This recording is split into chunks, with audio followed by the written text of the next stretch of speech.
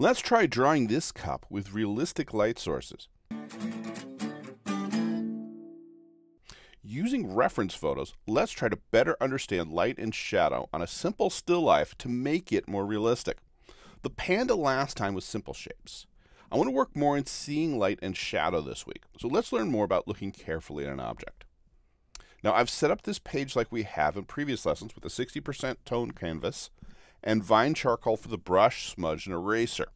I've also gone to the episode 16 web page and found the assets section, and there I have the first image. There is a cup, and I'm going to zoom in on that cup.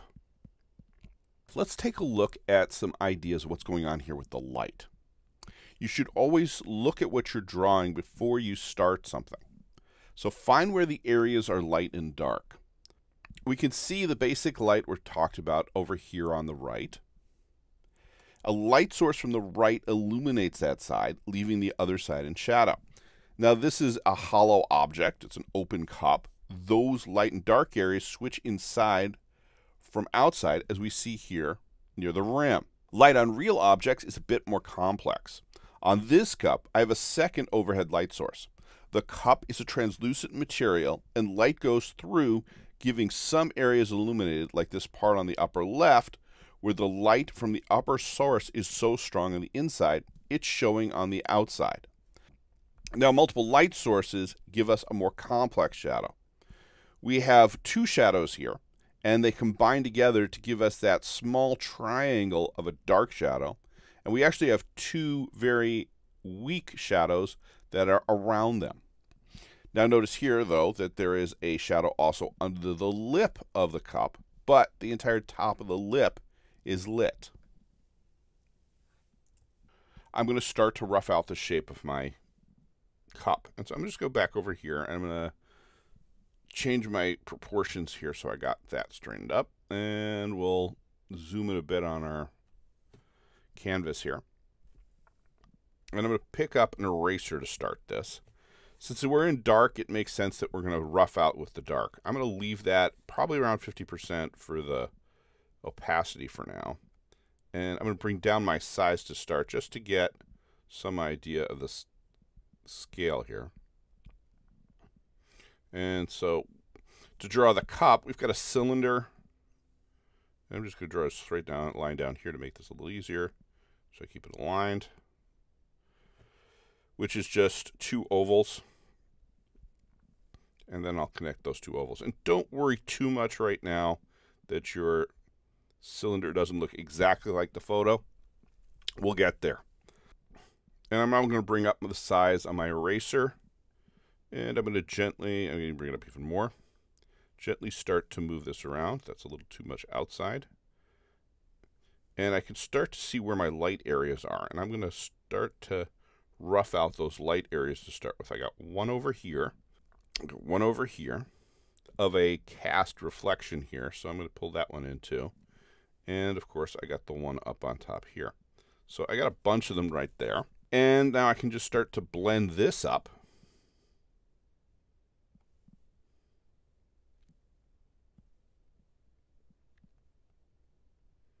So that I've roughed out this a little bit.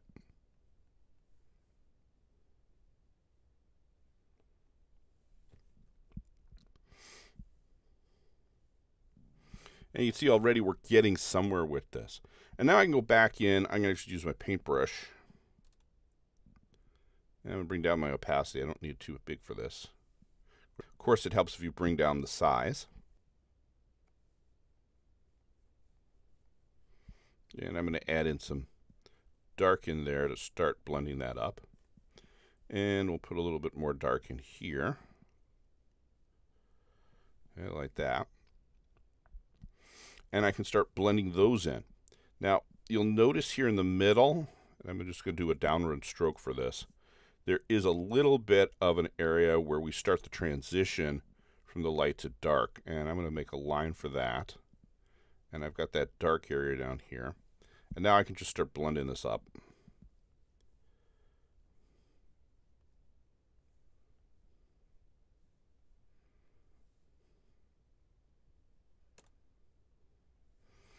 And I've already got a pretty good cup here. if you pull out. So I'm going to keep working on this and get some more details in here. So we've got more light in this region over here. So I'm going to try to hit that region with the eraser again and bring up the opacity. And so I have a region in here that does that. And I can start bringing down my eraser sizes when I'm doing this, so I get a little more accuracy.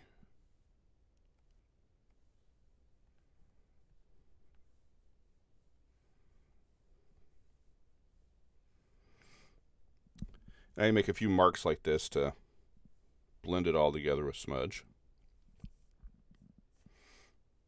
I'll re-highlight over here again because this is getting a little bit out of control. Getting a little too dark. And you can see that there's a bit of a sharp edge here, so I want to be careful about how we blend this. Up on top, it's diffusing, but on that bottom part, it's not as diffuse. And again, we're going to do the same thing down here on the bottom, whereas there's that bit of a cast reflection. So there's a little bit more light in here. Okay.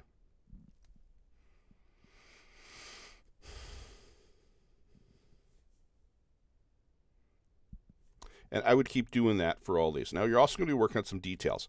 There are a lot of details are up here in the top of the cup.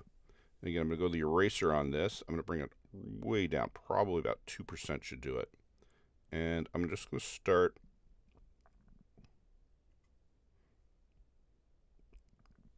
tracing out arcs. Instead of doing my big circle thing, I have the idea where the circle is. So I'm just going to use arcs with the eraser so I get this nice white top like this, as close to the top as I can. And that gets us that top part there. And some of it's even in greater light over here. So I'm going to bump that up, and I'm also going to throw a little bit more down here because this is not as light as I would like. And just with a couple of marks, I can use that to blend or bring it up even more on the eraser and add that back in again.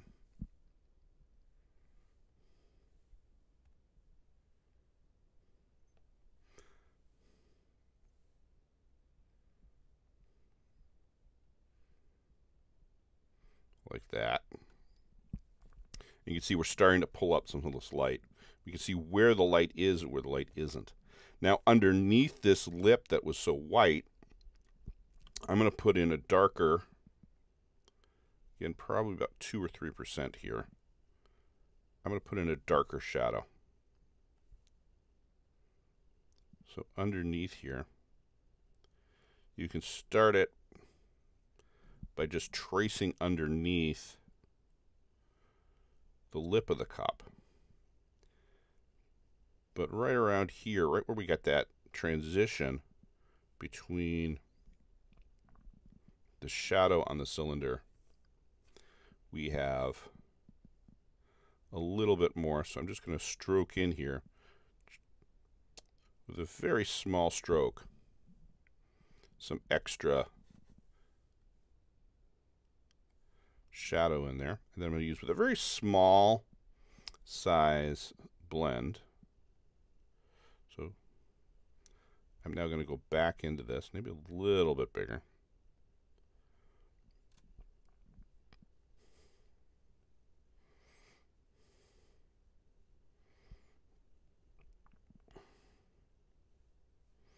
I'll go back into there, and you can start to see that cup come out a lot more. Okay, so we've got that one done. Now we can go back down here and start looking at some of this other shape type stuff. This is still this isn't as good as I would like. I'm going to actually blend this back out a bit. This is too dark. So we can take some from the light on the side here and start to blend that back down.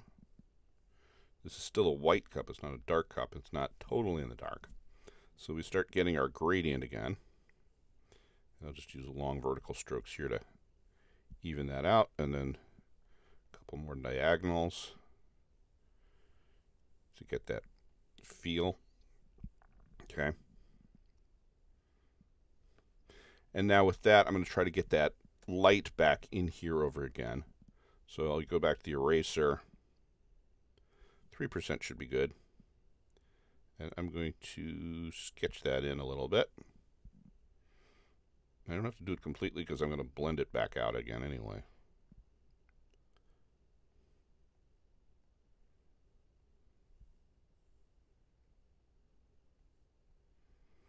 Okay, so we got that one. And now let's go to the bottom here. I'm going to zoom in on here. And you'll see that there's a bit of light right here along the bottom. And then it gets dark again. So we want to see if we can get that straightened out as well. So I'm going to do that one too. And let's just take an eraser to start. And I'm just going to make a circle here. Follow the bottom here. And then blend that.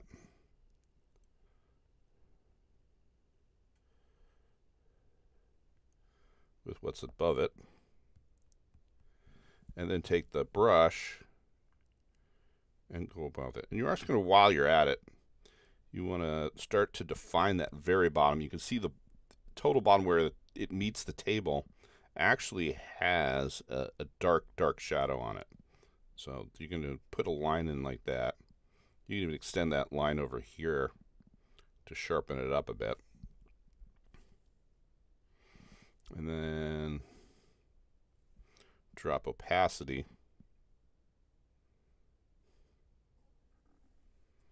Bring up size a little bit more.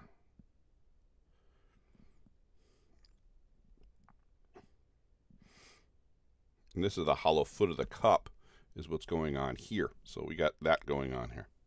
All right, and I showed you a trick if you saw the bonus episode of the panda. So I'm going to do that trick again to take care of one little problem here, which is this little flare over here. So I'm going to hold down my finger here, and you'll see I get a circle. Once I get that circle, I'm going to go back to my brush, and I'm going to bring that opacity up, and that's the background color. So I can use some background color and paint with background color to clean up some of this line stuff here. Now, we're not done yet here, by the way. We got one more important detail, and that's the table itself. So this is starting to look realistic, and we could keep going like this. But I want to make sure that we get shadows and cast reflections. So I'm going to go here into my brush. I'm going to pull this up a little bit. And you can see the shadow here. I'll change back to my dark color. That's too much.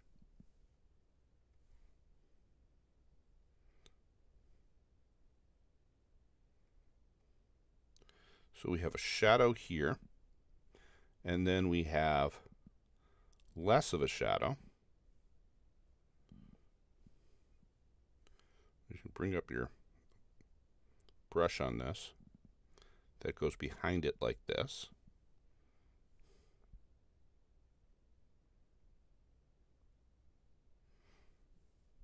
And then over on the other side, I'll bring down opacity a lot here, but I will bring up my size.